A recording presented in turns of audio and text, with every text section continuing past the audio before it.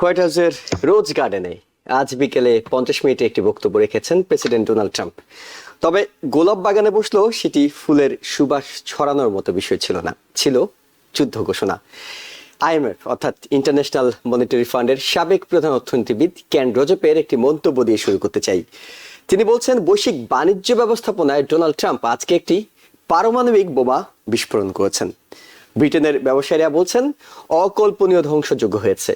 পাল্টা টেরিফ আরোপের হুমকি দিয়েছে কানাডা। ইটালির প্রধানমন্ত্রী বলছেন এটা ভুল, বাণিজ্য যুদ্ধ ঘোষণা বন্ধুর কাজ নয়। কিন্তু আমেরিকার ট্রেজারি সেক্রেটারি স্কট বেসেন্ট বলছেন চুপ করে বসে থাকুন, মুক্তির উপায় খুঁজুন। পাল্টা প্রতিশোধ নিতে গেলেই টেরিফ আরো বাড়বে। কম্বোডিয়া, ভিয়েতনাম, মালয়েশিয়া এবং বাংলাদেশকে সর্বোচ্চ ক্ষতির তালিকায় রাখছেন বিবিসির অর্থনীতিবিদরা, কারণ এই দেশগুলো ট্রাম্পের প্রথম মেয়াদে সুবিধা পেয়েছিল। কিন্তু ট্রাম্প বলছেন এখন ঋণ শোধ করার সময়। এই ঋণ শোধ করতে হবে সবাইকে। যার সাথে কোনো সমস্যা নেই সেসব দেশকেও ন্যূনতম 10% টেরিফ দিতে হবে। বলছিলাম, আজকে প্রেসিডেন্ট ডোনাল্ড ট্রাম্পের লিবারেশন ডে ঘোষণা দিয়ে তিনি যে বিশ্বব্যাপী টেরিফ আরোপের ঘোষণা দিয়েছেন সেই প্রসঙ্গে, এবং একই সঙ্গে আমরা আলোচনা করার চেষ্টা করব দেশের ভিতরে এবং আন্তর্জাতিক বিশ্বে যা ঘটছে সেসব বিষয়গুলো নিয়ে। সবাইকে আমন্ত্রণ জানাচ্ছি TVN 24 নিউজ নেটওয়ার্কের নিয়মিত আয়োজন আওয়ার ডেমোক্রেসি অনুষ্ঠানে।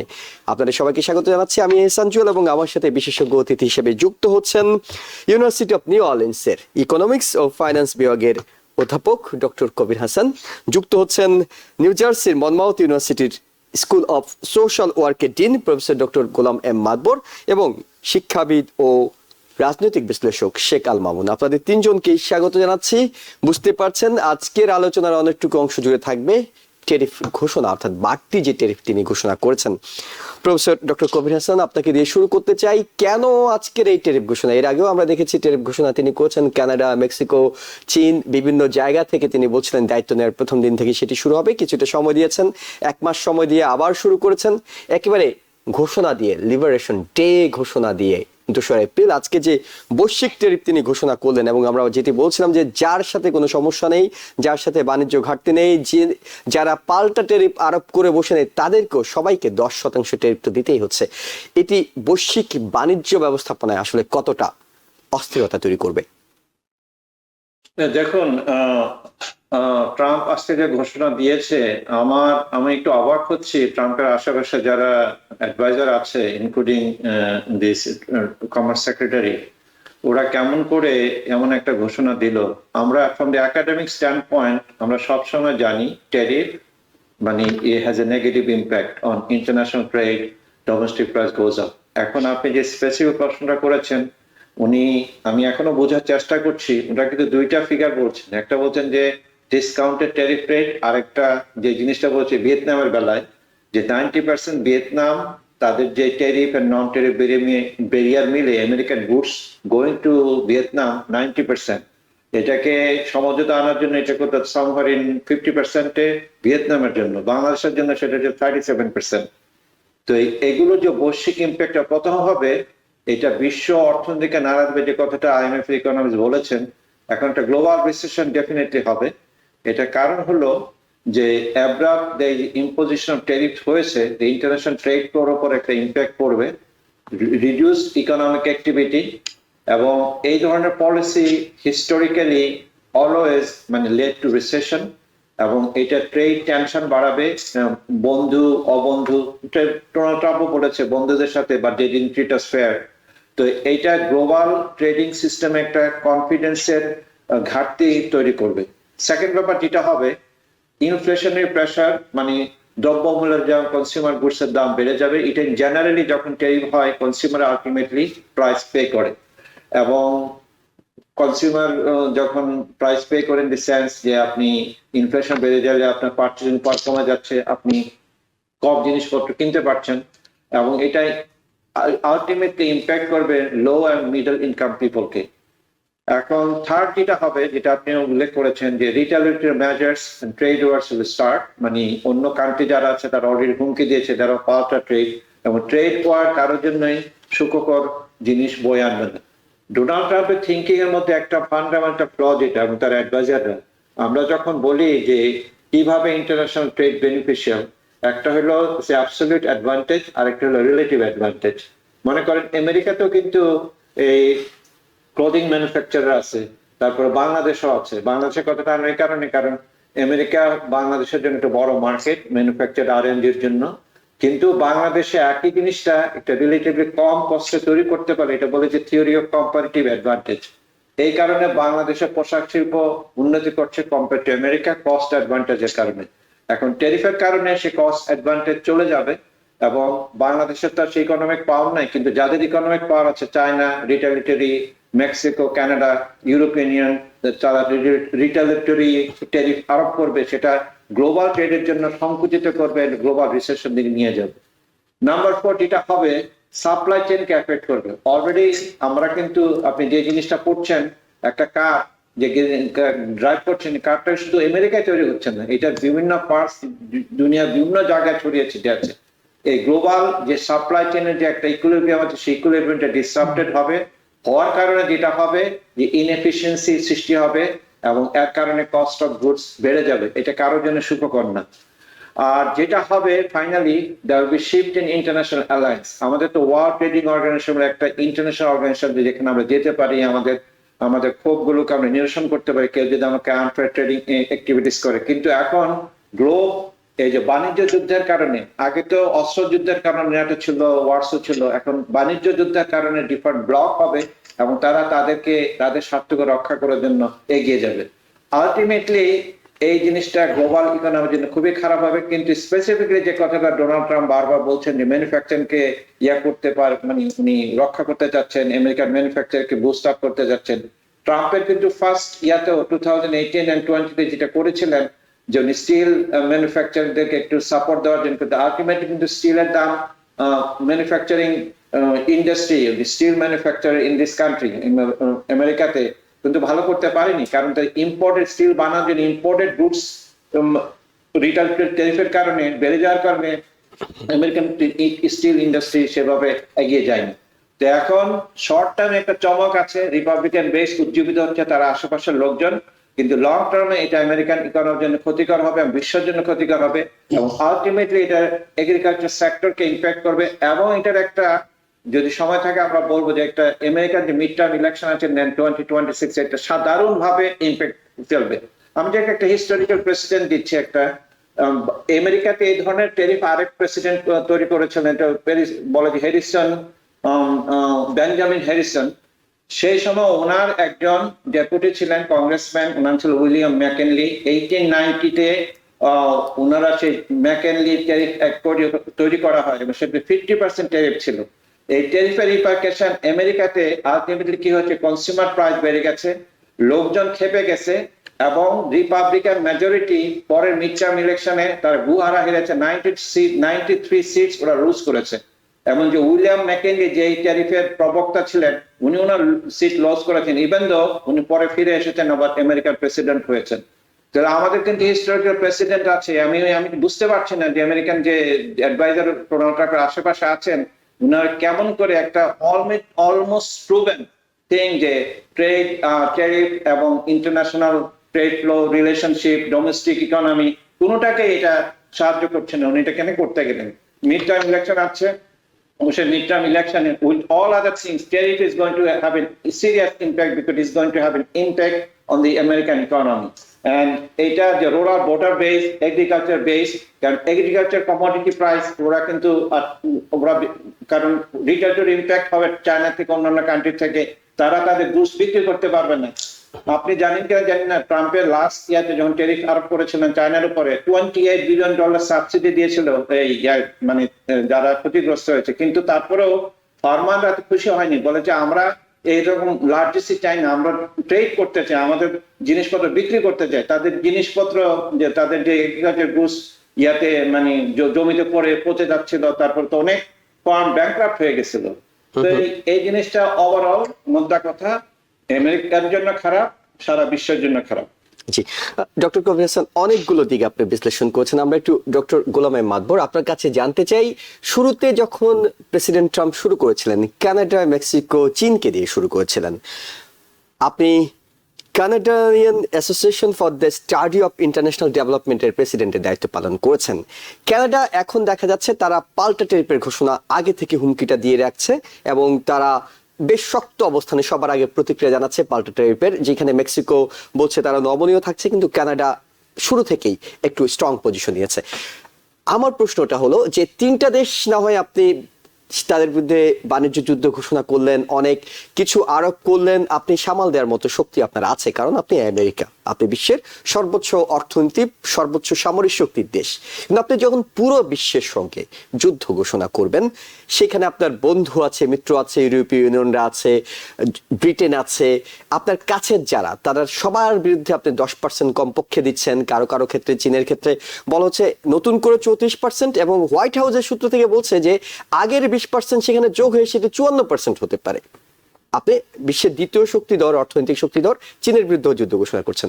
এখন যদি পুরো বিশ্বের বাকি দেশগুলো মনে করে যে আমেরিকা এককভাবে আমাদের বিরুদ্ধে দাঁড়াচ্ছে, কারণ সবার তো আসলে অর্থনীতিটা গুরুত্বপূর্ণ, আপনি যেহেতু আন্তর্জাতিক সম্পর্কটা পড়ান, আপনার কাছে একটু পরিষ্কার হতে চাই, সব দেশ যদি প্রতিক্রিয়া একসঙ্গে জানায়, আমেরিকা যতই শক্তিধর হোক, যতই অর্থনীতি শক্তিশালী হোক, কতটুকু টিকবে আসলে? ধন্যবাদ। আসলে তার আগে আমি একটু বলতে চাই, ডক্টর কবির হাসান কিন্তু বিশেষ করে অর্থনৈতিক, বাণিজ্যিক, আন্তর্জাতিক এবং রাজনৈতিক এই চারটা প্রেক্ষাপট থেকে কিন্তু উনি ট্যারিফের ইমপ্লিকেশন বা ট্যারিফের যে অ্যাপ্লিকেশন ফলে ফলে যে ইম্প্যাক্টটা হবে চমৎকার ভাবে তুলে ধরেছেন। উনি আসলে বলতে গেলে কিন্তু আমি যা বলবো অনেকটা রিপিট হবে, তবে আমি ট্রাই করবো just to give some my perspective.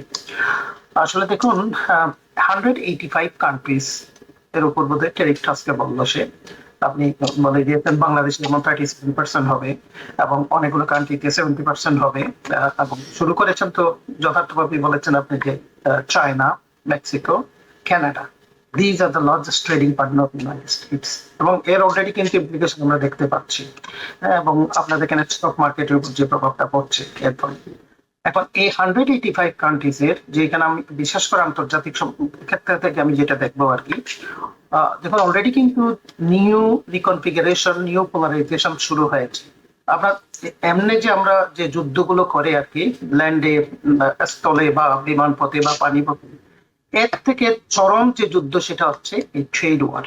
আমাদের কবির ভাইও বলছিলেন একটু আগে, এই ট্রেড ওয়ার কিন্তু এর ইমপ্লিকেশনটা মানুষ মরে না ইমিডিয়েটলি, কিন্তু এর ইমপ্লিকেশনটা কিন্তু প্রত্যেকটা বিশেষ করে উন্নয়নশীল দেশগুলো, অনুন্নত দেশগুলোর উপর কিন্তু মারাত্মকভাবে কিন্তু এটা এফেক্ট করবে, এবং তাদের যে নেশন বিল্ডিং ক্যাপাসিটি এফেক্ট করবে, তাদের যে সোশ্যাল সেফটি নেটকে এফেক্ট করবে।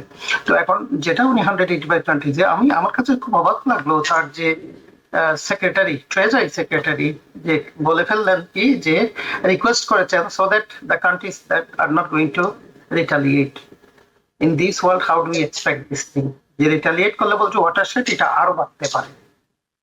অলরেডি কিন্তু চায়না, কানাডা এবং মেক্সিকো কিন্তু, আপনি হ্যাঁ মেক্সিকো এটা ডিপেন্ড করে কিন্তু কবির ভাই যেটা বললেন যে পাওয়ারের উপর, না ইকোনমিক পাওয়ারটা কতটুকু আছে, যেভাবে রেসপন্ড করেছেন হচ্ছে আপনার কানাডা এবং চায়না। মেক্সিকো হয়তো সেভাবে বলেন নাই, কিন্তু মেক্সিকো কিন্তু অনেক কিন্তু ফুটফুল ল্যাঙ্গুয়েজ ইউজ করেছেন।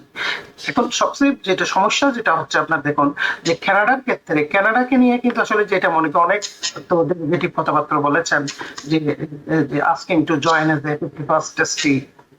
কানাডার পজিশন কিন্তু আন্তর্জাতিকভাবে আপনি দেখবেন সবসময় কিন্তু একটা নিরপেক্ষ পজিশন, এবং কানাডা এই নিরপেক্ষতা কিন্তু একটা জায়গায় সবসময় কিন্তু হারিয়েছে, সেটা ইউনাইটেড স্টেটস এর ক্ষেত্রে। এবং ইউনাইটেড স্টেটস এর ক্ষেত্রে অনেক জায়গায় কিন্তু ম্যাক্সিমাম সবখানে কিন্তু সে প্রোভাইড লাভ হয়েছে কি, তার কোনো কিন্তু লাভ হয় নাই, বরং আন্তর্জাতিকভাবে কিন্তু আমেরিকার জন্য দে পেইড দ্য প্রাইস। কিন্তু এবার কিন্তু দেখুন গভর্নমেন্ট চেঞ্জ হওয়ার সাথে সাথে নতুন যে প্রাইম মিনিস্টার, হি স্টুড আপ, এবং এর আগে কিন্তু আপনার ডেপুটি প্রাইম মিনিস্টার বোধহয় এক ভদ্র মহিলা, আমি দেখলাম যে সেও খুব জোরালোভাবে সে বক্তব্য রাখছেন যে কানাডার আপনি দেখুন কানাডা কিন্তু রিসোর্সের যা আছে, কেনেডিয়ান শিল্ড যেটা বলা হয়, এটা কিন্তু ওরা দে আর নট এক্সপ্লোরিং ইট, তাদের কিন্তু এটি কিন্তু বিরাট একটা resources. So they don't have to worry about it. They can go actually, they can also go for retaliation. So retaliation যে না করতে বলছে যে ট্রেজারি সেক্রেটারি, এটা তো আপনি ইউ ক্যানট এক্সপেক্ট ইট। আমি তো বসে থাকবো না প্রত্যেকটা, কারণ আন্তর্জাতিকভাবে যে সমস্যাটা হবে, কানাডাও ইনক্লুডেড, আপনি দেখবেন অলরেডি কিন্তু বলা হচ্ছে Japan, Korea, even China, even Australia. There might be a different kind of trade, the polarization in the world. এবং আপনি দেখুন যে Russia, China, because nobody is going to. United States is going to be already being isolated এবং already going to be too isolated. কারণ আপনি তার যে partner country সেগুলো আপনি দেখেন, আপনার ন্যাটো, নর্থ আটলান্টিক অর্গানাইজেশনের যে কান্ট্রিগুলো, সেখানে ইউকে কে বলছে 10%, অন্যগুলোর উপর 20%. That is a discriminatory things, right? এটা কিন্তু স্বাভাবিকভাবে সবাই নেবে। আমরা জানি ইউকে এর সাথে ইউএস এর রিলেশনশিপটা কিন্তু অলওয়েজ বলে যে আমরা উই আর ওয়ান পিপল। কিন্তু ন্যাটোতে তো কিন্তু শুধু ওই একটা কান্ট্রি না, ন্যাটোতে তো ওয়েস্টার্ন ইউরোপের অনেকগুলো কান্ট্রি আছে। সেখানে তারাও কিন্তু এখন অলরেডি আমি যা দেখা শুরু করছি, Germany, Italy, Spain, they are looking for also alternative.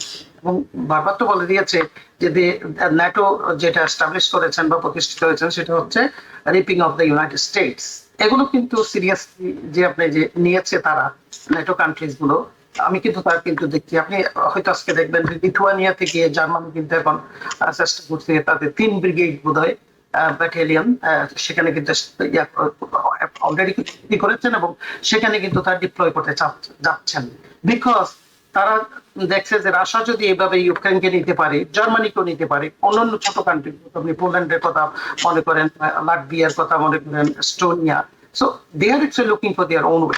Looking for own way তো শুধু দেখছে না বা কি বলে যেন ডিপ্লয়মেন্ট দেখছে না, they also looking for the commerce and trade. Trade and commerce is the key. আপনি যুদ্ধ করবেন না করবেন সবকিছুতে কিন্তু ওই যে আপনি বললেন একটু আগে যে যেগুলো ফাইন্যান্সিয়ালি সলভেন্ট, যেগুলো ধনী country, they can strongly stand up against this, কিন্তু উন্নয়নশীল দেশগুলো তো পারবে না। সো আমার মনে হচ্ছে নতুন যে পোলারাইজেশন গুলো হবে অর্থনৈতিকভাবে কমার্সের ক্ষেত্রে, এতে কিন্তু ইউনাইটেড স্টেটস আমার মনে হয় is going to pay big price. So that's and Canada is also looking for all those exploring all those alternatives. And Canada is going to join with the new forces, which is আমার কাছে যেটা মনে হচ্ছে the sign is not really looking good. সবচেয়ে বড় কথা হচ্ছে হ্যাঁ, ইউনাইটেড স্টেটস এর স্ট্রং ইকোনমি, ইউনাইটেড স্টেটস কিন্তু আপনি সার্ভাইভ করতে পারে হোয়াট এভার ইট ইজ, কিন্তু যে ফ্লারিশ যেটা হতো সেটা হয়তো আপনার প্রতিবন্ধকতা সৃষ্টি হবে। কিন্তু at the same time আন্তর্জাতিকভাবে কিন্তু আইসোলেশনটা কিন্তু ইউনাইটেড স্টেটস এর হবে। Ultimately who is going to pay the price for this implication and application of all this and tariff they are the imposing on people? This is the regular already কিন্তু জিনিসপত্র জানতে এইভাবে বাড়ছে। আমিও কবির ভাইয়ের মতো বলবো, মনে হয় যে মিড টার্ম ইলেকশনের আগে আমরা তো দেখলাম যে 2টা ইলেকশন হলো, জাসমানশিপ এবং উইসকনসিন এবং ফ্লোরিডাতে আপনি দেখলেন যে ইসরায়েল 3 মেজরিটি এবং উইসকনসিন অলরেডি জিতেই গেল। এবং যখনই বক্তৃতা দিচ্ছিল তখনই কিন্তু একটা ক্যান্ডিডেট, তখনই কিন্তু ওরা both the Republican, both the systems, So I think this is they are going to pay a big price for the domestic politics as well. International তো আছে এবং domestically ওইটা। শেখাল মামুন, আপনার কাছে একটু জানতে চাই, সেটা হলো যে ট্রাম্প আজকে যখন রোজ গার্ডেনে বসে বক্তব্য রাখছিলেন তখন তিনি বারবার বলছিলেন যে আমেরিকান লিবারেশন ডে এবং আমেরিকান যে স্বপ্ন তিনি দেখেছেন মেক আমেরিকা গ্রেট এগেন, সেটি আজকে থেকে শুরু হয়ে গেল। কিন্তু এই টেরিফ তো শুধুমাত্র দেশের বাইরে যারা আছে অর্থাৎ অন্যান্য দেশের মানুষদেরকে বিপাকে ফেলা হচ্ছে তা নয়, দেশের ভিতরকার মানুষরাও এই দ্রব্যমূল্য বলেন কিংবা ইনফ্লেশন বলেন বিভিন্ন কারণে তারা নানা ধরনের সমস্যায় পড়তে যাচ্ছে। এবং এই সংকটটা আগের 2 আলোচক বলছিলেন যে মিড টার্ম নির্বাচনে গিয়ে বড় ধরনের প্রভাব ফেলবে। আমরা মিড টার্ম নির্বাচন যদি আরো 1.5 বছরের বেশি সময় আছে সেটির কথা বাদ দিয়েও বলি, এখনকার কি অবস্থা হবে, অর্থাৎ দেশের মানুষ কি ধরনের সাফার করবে বলে আপনার কাছে মনে হচ্ছে? Well, sure, it's not America became liberated আজকে, মানে আমেরিকা লিবারেটেড মানে হয়েছে কি আজকে আমাদের পকেট খালি হওয়া শুরু হলো আজকে থেকে আর কি। আজকে আপনি যখন আগে বেশি করে মাংস বা পটেটো বা রাইস কিনতে পারতেন, এখন থেকে মেক শিওর করতে হবে যে you look for the substitute goods, যেটা প্রাইস রিজনেবলি কম, অল্টারনেট গুড খুঁজতে হবে। এবং ইভেনচুয়ালি যেটা হবে, যেহেতু price 20% across the board is going to go up, so আমাদের তো ফিক্সড ইনকাম, স্পেশালি কবির ভাই অলরেডি বলছেন মিডল ক্লাস বা লোয়ার মিডল ক্লাস যাদের ফিক্সড ইনকাম আছে, it's not going to affect the people যারা নিউ কানেটিকাটে বাস করে বা ওয়েস্টার্ন কাউন্টিতে লং আইল্যান্ডে বাস করে, তাদের কোনো ইম্প্যাক্ট করবে না, because they have tons of money, they have millions of dollars. অথবা সব ক্রোনিস আছে, ট্রাম্পের অনেক ফ্রেন্ড আছে, they are super rich, Elon মাস্কের মতন। সো তাদের জন্য কিন্তু প্রবলেম হবে না। প্রবলেম হবে হচ্ছে আমাদের যারা খেটে খাওয়া মানুষ, যারা they make very limited income, তাদের জন্য going to be huge problem. তাদেরকে বারবার চিন্তা করতে হবে যে আমরা কোনটার পরিবর্তে কোনটা কিনবো, কোনটা আমাদের কোনো এক্সট্রা যদি ক্যাশ লেফট ওভার থাকতো তারা যেটা ইনভেস্ট করতো অন্য পারপাসে, এটা কিন্তু এখন থেকে শ্রিঙ্ক হয়ে যাবে। অ্যান্ড ইভেনচুয়ালি আমেরিকার ইকোনমি ইজ গান কন্ট্রাকশন, যেটাকে বলা হয় ইটস গান স্লো ডাউন হবে। এবং ইটস ডেফিনেটলি, যেটা কবির ভাই is economist, I also taught economics in high school at Micro and Macrom. So from my understanding, and যেটা আমরা পড়তেছি যে Yahoo Finance যেসব চিফ আছে বা অন্যান্য যারা আছে, everybody is like very shocked, and their prediction is America is going to the recession end of this year or before end of this year. And আপনি যেটা বলতেছেন, হ্যাঁ অবশ্যই, যে আমরা ইলেকশন ফ্লোরিডাতে দেখলাম, উইসকনসিনে দেখলাম, people are fed up, people are really sick and tired of within these few months, especially the way they're fighting the federal workers, এবং ফেডারেল থেকে তারা যদি হার্ট না করে, এবং আমরা জানি যে ওয়াল স্ট্রিটে দেয়ার tonight right now the Dow is going to drop almost 1,000 points. My heart is pounding because I don't know how much my portfolio is going to go down tomorrow. Like this, a lot of people are really worried about their investment, their portfolio. এর কারণে যেটা হবে, huge contraction, not only grocery stores, eventually যেটা ধরেন আমরা যেটা ক্যালিফোর্নিয়াতে silicon ভ্যালির কথা যেটা বলতেছিলাম, যে Nvidia, Apple's stock right now it dropped 7%. Appleকে বলা হয় সবচেয়ে মোস্ট স্টেবল একটা স্টক, যেটা আমার ফ্রেন্ডরা যখন আমরা কথা বলি যে we never sell the Apple is like a stone, it will never go down. So এখন right now after this tariff it went down 7%. Nvidia, যারা আমরা যেমন সুপার কম্পিউটার তৈরি করা হয়, সার্ভার তৈরি করা হয়, যেগুলো চায়না থেকে এখান থেকে প্রসেসর যাবে, সেখান থেকে আবার সুপার কম্পিউটার বা সার্ভার হয়ে ব্যাক করবে আমেরিকাতে, is going to impact hugely because she can also 30%, 40% increase of a tariff. আমরা জানি যে Taiwan is one of the biggest supplier for the chips industry, because আমাদের chips কিন্তু it's not like we could build the chip industry over 2 years. It's going to take 10 years to train, to make those kind of chips available for the US market. যেখানে আমরা জানি যে 60% or more chips আসে Taiwan থেকে, সেখানেও কিন্তু huge impact হচ্ছে। TSMC, Taiwanese semiconductor, the biggest company, তাদের শেয়ার ড্রপ করছে। So eventually it's going impact at home and abroad, all over the place. So আমরা জানি না যে এটা আমেরিকা মানে ট্রাম্পের যে ইকোনমিস্ট বা তাদের যে ফোরকাস্টার যে কি করছে, এবং is so much uncertainty, it's a huge factor. ধরেন যদি আপনি tariff then 10%, keep it fixed, then people will try to build something in this country domestically producing. But again, once you produce something domestically, it's been proven that American production cost is going to go up, and it's going to be a lot of times আমরা এত কিছু কিনতে পারবো in the long run যতটা এখন এই মুহূর্তে পারি আমাদের fixed income. So eventually it's going to slow down all activities, and it is going to have a huge negative impact to our domestic consumption, domestic economic activity. এর জন্য I think we should be ready. I think we should start saving money. We should not spend for vacation, going outside, eating outside. A lot of people are thinking like this, and it is going to really impact heavily negatively on our everyday lives. অনেক ধন্যবাদ। আমরা একটু বাংলাদেশ প্রসঙ্গে আলোচনা করতে চাই, কারণ বাংলাদেশ 37%, একেবারে 37% শুল্ক আরোপ করা হয়েছে। এর আগে আমরা জানি যে সর্বোচ্চ 15% পর্যন্ত বাংলাদেশে শুল্ক দিতে হতো, সর্বোচ্চটা বলছিলাম, কিন্তু সেখানে রাতারাতি 37%। এবং যেটি শুরুতে বলছিলাম যে বিবিসি যে 5টি দেশকে বলছে সর্বোচ্চ ক্ষতির মুখোমুখি হবে, বাংলাদেশ সেখানকার একটি। আমরা বাংলাদেশ প্রসঙ্গে একটু প্রশ্ন রাখতে চাই, আমাদের সাথে যুক্ত করে নিচ্ছি আমরা ইউনিভার্সিটি অফ নর্থ ক্যারোলাইনার ফাইন্যান্স বিভাগে ডক্টর নাকিবুর রহমানকে। তার কাছ থেকে আমরা একটু শুনবো যে বাংলাদেশ এই নতুন ট্যারিফের ফলে কিভাবে ক্ষতির মুখোমুখি হবে। জি, অনেক ধন্যবাদ জুয়েল ভাই।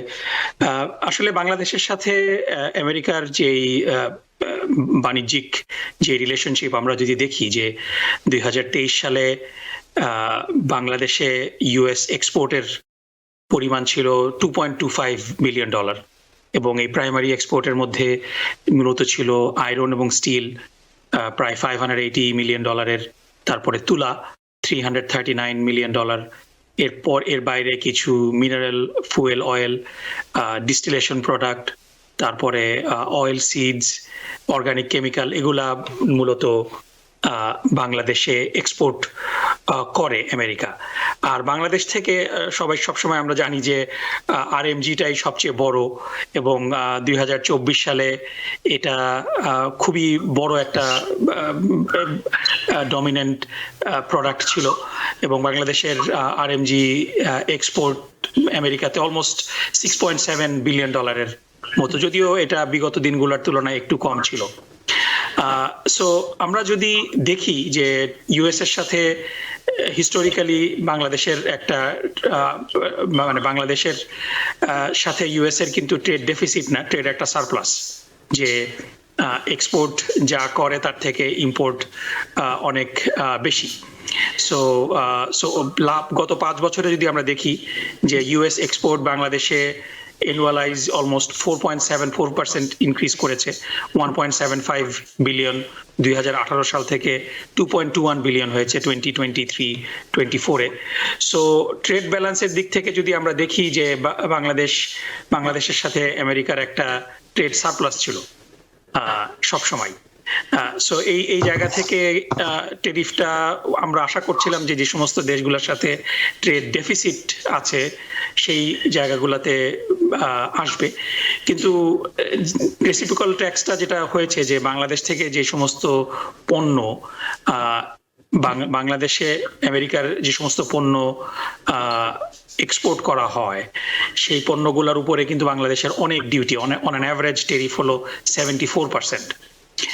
সো এই কারণে ডোনাল্ড ট্রাম্পের এই রেসিপিটারি টেরিফের শিকার আমরা হলাম।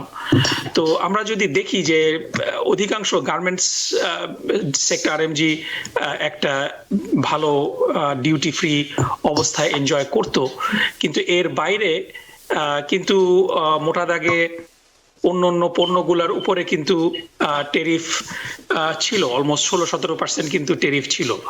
তো আমরা যদি দেখি যে এটা কতটা ইমপ্লিমেন্ট হবে, কতটা এটা উইথস্ট্যান্ড করবে, এই জিনিসগুলা সত্যি কি কোনো ট্রেড নেগোসিয়েশনের অংশ কিনা, এই বিষয়গুলো আমরা জানবো আরো কিছুদিনের মধ্যে। কিন্তু ইমিডিয়েটলি আমার মনে হয় যে বাংলাদেশ সরকারের যারা বাণিজ্য নিয়ে ডিল করেন তাদের জন্য একটা সুযোগ হয়েছে এই টেরিফটাকে নিয়ে নেগোশিয়েট করার। এখানে মূলত ডোনাল্ড ট্রাম্পের উদ্দেশ্য হলো যে আমেরিকার পণ্য বিদেশে কম শুল্কে যেন প্রবেশ করে। সো আমরা আরএমজি সেক্টরের একটা বড় র ম্যাটেরিয়াল হলো কটন, সেই কটনের কিন্তু একটা বড় অংশ আমরা বিভিন্ন জায়গা থেকে আনি এবং আমেরিকা থেকেও নেওয়া হয়। সো এই কটনের উপরে যদি বাংলাদেশ টেরিফ কমিয়ে দেয় তাহলে পরে রেসিপ্রোকাল টেরিফ হিসাবে আরএমজির উপরেও হয়তো টেরিফ কমানোর একটা নেগোসিয়েশন হতে পারে। সো ইমিডিয়েট ইম্প্যাক্ট হলো ডেফিনেটলি আরএমজির উপরে এটা একটা বড় ইম্প্যাক্ট পড়বে। এই টেরিফ যেটা আজকে প্রপোজড হলো অ্যাবাউট 27%-এর মতো, এটা যদি ইমপ্লিমেন্টেড হয় তাহলে পরে সিম্পল বিষয় যে কাপড় $1 আমরা বাংলাদেশ থেকে বিক্রি করতে পারতাম ওয়ালমার্টের কাছে কিংবা গ্যাপের কাছে কিংবা জারা, H&M এদের কাছে, সো ইমিডিয়েটলি সেই টেরিফের কারণে 27% টেরিফের কারণে কনজিউমারদেরকে পে করতে হবে অ্যাটলিস্ট মানে 27% মোর। সো কস্ট H&M কিংবা ওয়ালমার্টের বেড়ে যাবে 27%। সো ডেফিনেটলি বায়াররা কিন্তু এই কস্টটা বহন করবেন না, তখন বাংলাদেশের আরএমজি যারা মালিক তাদেরকে প্রাইসটা নেগোশিয়েট করতে হবে, তাদের প্রাইসটা কমিয়ে ফেলতে হবে। এবং আমরা অলরেডি জানি যে তারা খুব থিন প্রফিট মার্জিনে রান করে, কারণ অলরেডি এটা সস্তা। সো তাদেরকে যদি ইভেন $1 প্রোডাক্ট 10% কমে 90 সেন্টসেও যদি বিক্রি করতে হয় তখনও কিন্তু এটা একটা বিরাট ইম্প্যাক্ট পড়বে আমাদের অর্থনীতির উপরে। সো এটা নেগোশিয়েট করার উপায়টাই হলো যে আমরা যদি এখন এই ইনগ্রিডিয়েন্টগুলা র ম্যাটেরিয়ালগুলা যেটা আমরা বিশ্বের অন্য জায়গা থেকে আনি সেটা সেখান থেকে না এনে আমরা যদি হাই কোয়ালিটির আমেরিকান তুলা আনার সিদ্ধান্ত নেই এবং তার উপরে রিডিউস করি আমরা টেরিফ, তাহলে পরে এটার একটা ফলশ্রুতিতে আমরা একটা দেখব যে আমাদের হয়তো আরএমজির উপরে স্পেশাল একটা ট্রিটমেন্ট আমরা পেতে পারি। ধন্যবাদ ডক্টর নকিবুর রহমান। আমরা ডক্টর কবির হোসেন আপনার কাছে জানতে চাই, সেটা হলো যে বাংলাদেশ আমেরিকার সঙ্গে সম্পর্ক এবং অন্যান্য বিষয়গুলোতে আসলে এখানে ম্যাটার করছে না, এটা আসলে গণ আড়াই হচ্ছিল এবং তিনি একটা ভিত্তি তৈরি করেছেন প্রেসিডেন্ট ডোনাল্ড ট্রাম্প কিভাবে 37% করেছেন, অর্থাৎ বাংলাদেশ যেটা আমেরিকার কাছ থেকে শুল্ক আদায় করে সেই শুল্কের অর্ধেক করে তিনি সব দেশের জন্যই করেছেন। আসলে বাংলাদেশ কতটা বিপাকে পড়তে যাচ্ছে এটার ফলে, কারণ বাংলাদেশের অর্থনীতি আমেরিকা অর্থনীতিতে তুলনা করার কোনো সুযোগই নেই। আচ্ছা দেখুন, বাংলাদেশের ব্যাপারটা, বাংলাদেশে তো আমাদের ফরেন আর্নিংস এর দুইটা সোর্স, তাই না? আরএমজি, আমাদের এক্সপোর্ট ইন্ডাস্ট্রি 80% হলো আরএমজি, এবং মেজরিটি পোর্শন যেটা নকিব বললো $5.6 বিলিয়ন আমেরিকাতে আসছে। এখন 37% যদি ট্যারিফ আরোপ করা হয়, অফকোর্স মানে আমি যেটা বললাম যে এই বাংলাদেশের গার্মেন্টস ইন্ডাস্ট্রি ডিরেক্টলি এফেক্টেড হবে, কিন্তু এখানে একটা ক্লজ আছে যে রেসিপ্রোকেসিটি, যে নেগোশিয়েট করা যাবে, এবং আমাদের যে বাণিজ্য মন্ত্রণালয় যারা আছেন গভর্নমেন্টের এবং মোহাম্মদ ইউনূসের যে গ্লোবাল একটা মানে ফেস ভ্যালু আছে, ওইটাকে যদি কাজে লাগিয়ে এবং একটা গ্রহণযোগ্য পর্যায়ে আনা যায়, সেটা ইমিডিয়েটলি এটা ইম্প্যাক্টটা লেস হবে। কিন্তু লং টার্মে বাংলাদেশ, এটা অনেকবারই বলে যাচ্ছি, বাংলাদেশের এক্সপোর্ট বেসকে আরো এক্সপ্যান্ড করা দরকার। কিছু country specific Europe United states ভরসা না করে অন্যান্য জায়গায় তাদের এক্সপোর্ট বাড়ানো দরকার। আর যে কথাটা বললো যে আমেরিকার থেকে যে আমাদের ট্রেড ডেফিসিট আছে আমেরিকার সাথে, যে জিনিসগুলো আমরা আমেরিকা থেকে আনি, এটা কিন্তু ইন্টারমিডিয়েট গুড, যেমন তুলার এক্সাম্পলটা দিয়েছিল নকিব, তুলা ইন্টারমিডিয়েট গুডস এর ইউজ হয় আমাদের ম্যানুফ্যাকচারিং আরএমজিতে। আমরা কিন্তু তুলা অন্যান্য দেশ থেকে ইম্পোর্ট করি। আমেরিকার বেলায় যদি আমরা গ্রহণযোগ্য পর্যায়ে আনি, নেগোশিয়েট করি, এটা কিন্তু আমাদের গার্মেন্টস ইন্ডাস্ট্রি আলটিমেটলি হেল্প করবে, কারণ ইন্টারমিডিয়েট কস্ট গুডের যদি কস্ট কম থাকে, তাহলে আমার ফাইনাল গুডস এর যে প্রাইস আমরা বিক্রি করে কম্পিটিটিভ হবে আর কি। কিন্তু আলটিমেটলি এটা নির্ভর করে এই মুহূর্তে আমাদের নেগোশিয়েটর কিভাবে নেগোশিয়েট করছে, আমাদের ডিপ্লোমেসি, ইকোনমি ডিপ্লোমেসি কিভাবে কাজ করছে।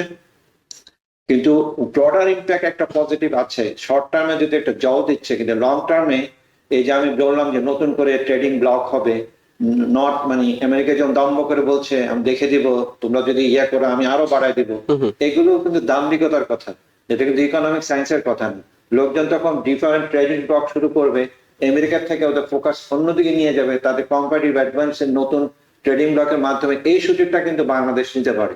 এখন বাংলাদেশের সে যে সক্ষমতাকে কাজে লাগাতে হবে, কিভাবে নতুন ট্রেডিং ব্লকে নিজেকে সম্পৃক্ত করা যায়,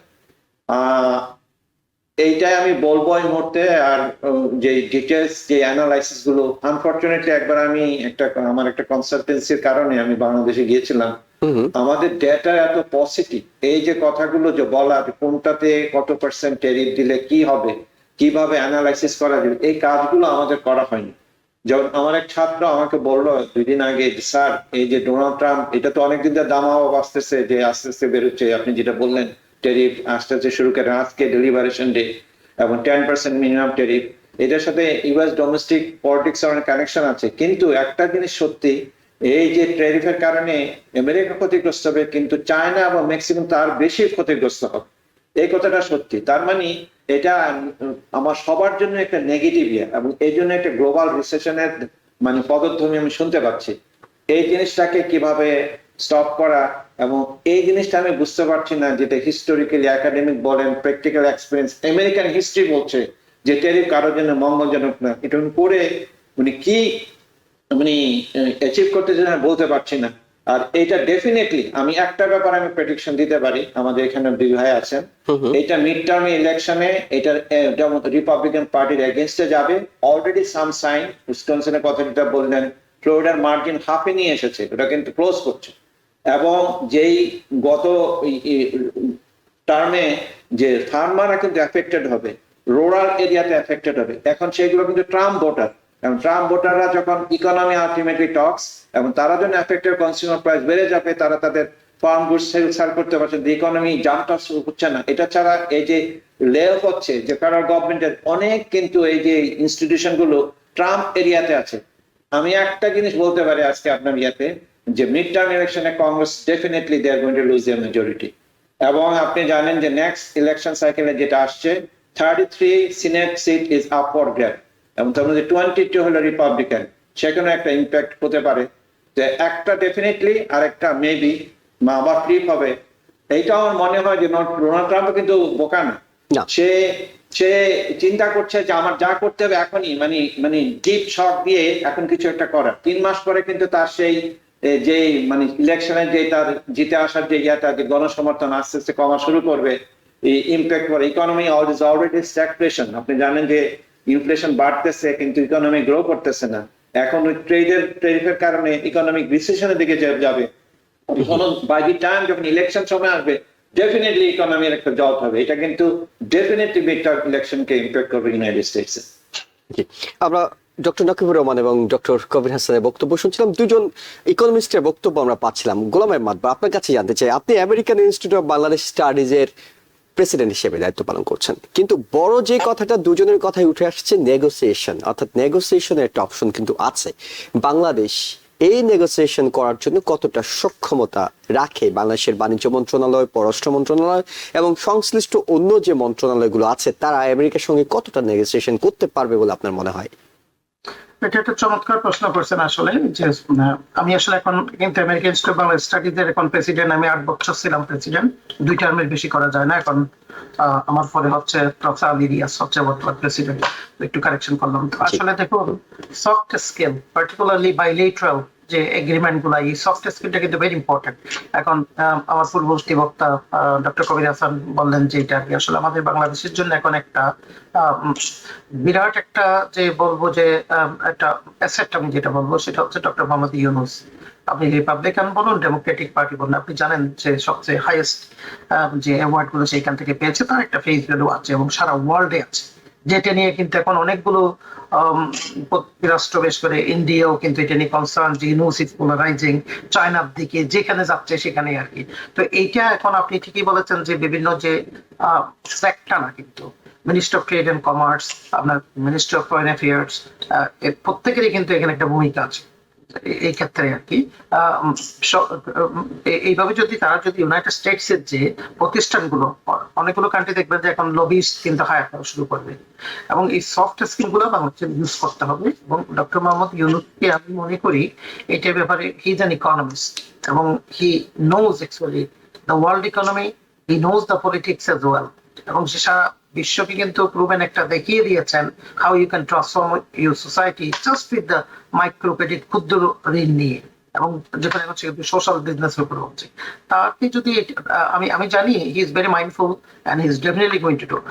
37% যেটা আপনি আমার বাংলাদেশের জন্য করেছে, এটা একটা বিরাট, কিন্তু যেটা বললেন যে 15%, 13%, সরি নকিব বোধহয় বলল নকিব, যে 13% পর্যন্ত বাংলাদেশ কিন্তু গিয়েছে।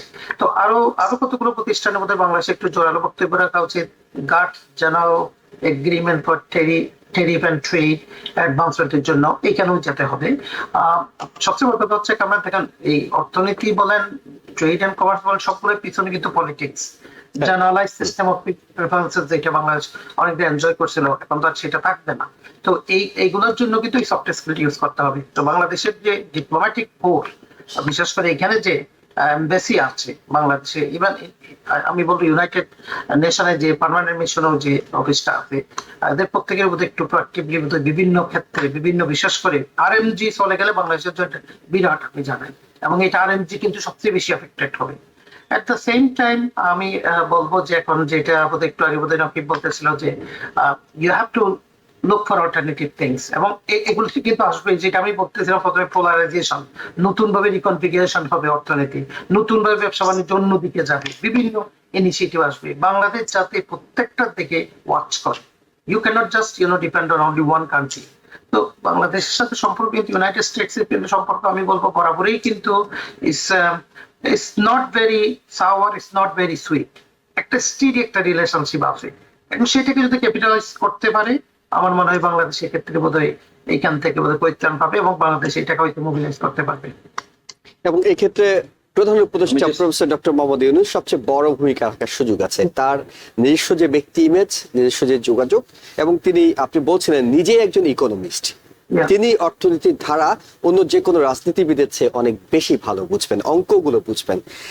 সেই জি কবির হাসান, আপনি। আমি জাস্ট একটা জিনিস অ্যাড করতে চাচ্ছি। আসলে গার্মেন্টসটা ভেরি সেন্সিটিভ সেক্টর, এবং যেটা নকিব বলেছে, মাদলুবা বললেন, ইকোনমিক ডিপ্লোমেসি, আমাদের যে এমবাসি গুলো আছে এবং গভর্নমেন্টের যে, এবং প্রেসিডেন্ট আমাদের মোহাম্মদ ইউনূসের যে ব্যক্তি, ইউনূসকে কাজে লাগিয়ে এটা কিন্তু নেগোসিয়েটিং করে, কারণ একটা তো এলডিসির একটা ব্যাপার আমরা উত্তরণ করছি যে আমরা এলডিসি বেরিয়ে আসতেছি, মাল্টিপল ফ্যাক্টর। এইটা যদি আমরা এখন অ্যাড্রেস না করি, এটার কিন্তু একটা সোশ্যাল টেনশন বেড়ে যাবে। কারণ গার্মেন্টস এর মধ্যে যে 13% উমেন যারা জীবিকা শক্তি, এখন যারা বেকার হয়ে পড়ে, এবং যে রুরাল দারিদ্র দূর করার পিছনে যে গার্মেন্টস সেক্টরটা বিরাট রোল প্লে করেছে, এই জন্য এটাকে খুব সিরিয়াসলি নিতে হবে যাতে ইম্প্যাক্টটা মিনিমাইজ হবে। তা নাহলে কিন্তু সোশ্যাল টেনশন বাড়িয়ে দিবে বাংলাদেশ। ইকোনমিতে অর্থনীতি পতিত হবে, অর্থনীতি থেকে রুরাল এরিয়াগুলোতে সামাজিক ক্ষতিটা অনেক বড় হয়ে যেতে পারে, লন্ডভন্ড হয়ে যাবে। এই ব্যাপারটা একটু সিরিয়াসলি নিতে হবে বাংলাদেশ গভর্নমেন্টকে। জি, শেখ আল মামুন, আপনার কাছে জানতে চাই সেটা হলো যে নেগোসিয়েশনের জায়গাটা শুধু বাংলাদেশ তো নয়, নেগোসিয়েশনের জায়গাটা ডোনাল্ড ট্রাম্প প্রশাসন সবসময় রাখছে। আমরা দেখছিলাম কানাডা, মেক্সিকো, চীনের ক্ষেত্রে যখন ট্যারিফের ঘোষণা দিয়েছে, তিনি 1 মাস নেগোসিয়েশনের জন্য রেখে দিয়েছেন এবং পরবর্তীতেও সেটি অনেক বেশি শক্ত করে করা হয়নি। এখন যে কথা বলা হচ্ছে, ট্রেজারি সেক্রেটারি তিনিও বলছেন চুপ করে বসে থাকুন, চুপ করে বসে থাকতে বলছে। তার মানে উনি একেবারে হতাশ হয়ে যেতে বলে নেই, খানিকটা থ্রেটের মতো শোনালেও অপশন কিন্তু আছে নেগোসিয়েশন করার। এবং ডোনাল্ড ট্রাম্প একটা কথা বলছেন, তুমি আমাকে ট্যারিফ আরোপ করছো, আমি এখন তোমাকে করছি, তাহলে তুমি এত আপসেট হচ্ছ কেন? সবকিছু মিলে আপনার কাছে কি মনে হয় যে নেগোসিয়েশনের মাধ্যমে বিশ্বের এই যে একটা অস্থিরতা, আপনি স্টক মার্কেটের কথা বলছিলেন, ব্যাপক অস্থিরতা শুরু হয়ে গেছে, সবকিছু মিলে সামনের দিনগুলোতে এখন যতটা কঠোর মনে হচ্ছে সেখানে একটি শিথিলতা দেখবেন কিনা? Well, look, Trump is a business person. She's a salesperson at the same time. সে তার সেলস করতে চায় আমেরিকার গুডসকে। আমরা জানি যে হ্যাঁ, definitely we have to really try all the best possible way to really convince the US government that what, there's a huge percentage of women এখানে garments ফ্যাক্টরিতে কাজ করে, তাদের লাইভলিহুড আমাদের হিউজলি ইনভলভ, সেটা তো বলতেই হবে। কিন্তু এট দ্য সেম টাইম যখন আমরা দেখি যে নেইবারিং কান্ট্রি মেক্সিকো এবং Canada, this are the best trading partner, সেখানে যেহেতু ট্রাম্প এত টাফ, বাংলাদেশকে আমার মনে হয় না যে এত বেশি গুরুত্ব দিবে, বাট দেওয়া উচিত। বাট স্টিল হাসিনা গভর্নমেন্টের সময়, আওয়ামী লীগ গভর্নমেন্ট ছিল, তখন কিন্তু they have not a good relation. But hopefully under this Yunus government হয়তো তারা সফট হবে বলে আশা করি যায়। কিন্তু আপনি যদি একটা ডাটা দেখেন, তাই না, আমরা বাংলাদেশ এক্সপোর্ট করে 8.4 এবং ইম্পোর্ট করে ইউএস থেকে মাত্র 2.2, সেখানে ট্রেড ডেফিসিট কিন্তু $6.2 billion. It's a lot of money. So এটা কিন্তু এক্সপ্লেন করতে হবে, how could you reduce this trade deficit? Definitely এখানকার আমেরিকার যারা পার্টনার আছে তারা বলবে, why don't you buy some more goods? যেমন SoftBank আছে, Apple আছে, Apple এখানে they're investing billions of dollars, they're making new plant. So তাদের main objective is to build in the United States, build in America, or buy from America. That's the way we could be friends. Business make friends. That's exactly what Trump is trying to say. So I don't know. We have a lot of expert people out there. Definitely, we need to start buying more goods from the United States and tell you what. Look, we have huge deficit, but we're going to try to reduce it. I don't know how it's going to work. Definitely, we need to buy some more goods from the United States and try to convince them, because the huge percentage of women are relying on garments industry, and their income is directly related with them. আমি just একটা জিনিস add করতে যাচ্ছি জুয়েল ভাই। আপনি জানেন কি জানি না, প্রেসিডেন্ট ট্রাম্পের কিন্তু একটা বই আছে, দ্য আর্ট অফ নেগোসিয়েশন। সে তার সব কথাবার্তা কিন্তু একটা রাখে, একটা সাইড ওপেন রাখে, যে নেগোসিয়েশন করা, ডিল করা, বিজনেস, যে কথাটা সুন্দরভাবে বলেছেন আমার প্রিয় পূর্ববর্তী বক্তা। এই জিনিসটাই আবার খেলা, কিন্তু দুনিয়াটা তো খেলার জায়গা না, এটা তো তার ট্রাম্প টাওয়ার না, তার নিজস্ব ব্যবসা না। এটা নিয়ে আমরা সোসাইটিতে বাস করছি, ন্যাশন, কালচার, জীবন, এভরিথিং। এই যে ঘটনাগুলো ঘটছে একটার পর একটা, সবকিছু নেগোসিয়েশন, মানুষ মেরে ফেলছে নেগোসিয়েশন, বলছে যদি শনিবারের মধ্যে তুমি না দাও আমি ধুলা মিশিয়ে দেবো। এই সমস্ত কথাবার্তা তো not as a businessman does not apply here. এই জিনিসটা আমি জাস্ট একটু অ্যাড করতে যাচ্ছি, আর্ট অফ নেগোসিয়েশন, একটা বই আছে কিন্তু। অসংখ্য ধন্যবাদ আপনাদের তিনজনকে আপনাদের মূল্যবান মতামতের জন্য।